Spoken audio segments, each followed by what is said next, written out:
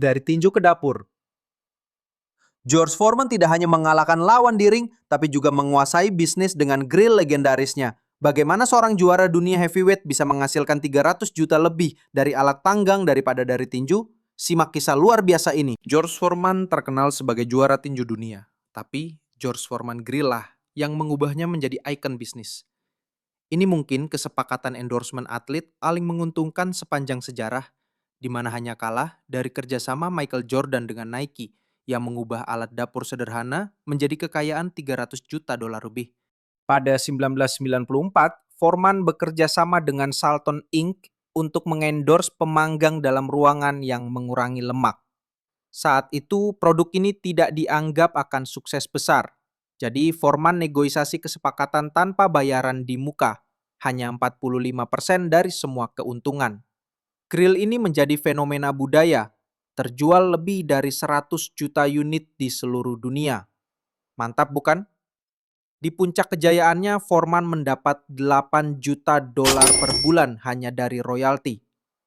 Grill ini menghasilkan 4,5 miliar dolar penjualan, menjadikannya salah satu alat dapur paling sukses sepanjang masa. Pada 1999, Foreman menjual bagian keuntungannya kembali ke Salton seharga 137,5 juta dolar dalam bentuk tunai dan saham. Para ahli memperkirakan total pendapatannya dari grill ini melebihi 250 juta dolar. Bahkan Talapan. Karir tinju Foreman memang legendaris, tapi grillnya menghasilkan jauh lebih banyak. Era comeback, yaitu di tahun 1987-1997. Setelah kehilangan tabungan 5 juta dolar karena investasi buruk, Foreman kembali ke tinju di usia 38 tahun. Pertarungan besar, mendapat bayaran sebesar 12,5 juta dolar versus Evander Holyfield di tahun 1991, di mana ia kalah via keputusan.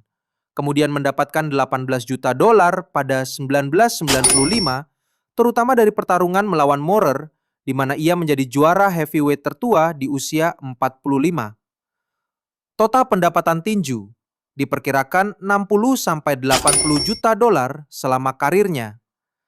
Tapi grillnya membuatnya jauh lebih kaya dibandingkan tinju. Pada 2024, kekayaan bersih George Foreman diperkirakan melebihi 300 juta dolar, menjadikannya salah satu mantan atlet terkaya sepanjang masa. Kesuksesannya membuktikan bahwa kecerdasan branding dan bisnis bisa bertahan lebih lama daripada karir olahraga sekalipun. Sementara Mike Tyson menghabiskan 400 juta dolarnya dan banyak atlet kesulitan setelah pensiun. Kesepakatan Grill Foreman tetap menjadi standar emas endorsement atlet. Perpaduan yang sempurna antara keberuntungan, negosiasi, dan branding yang timeless.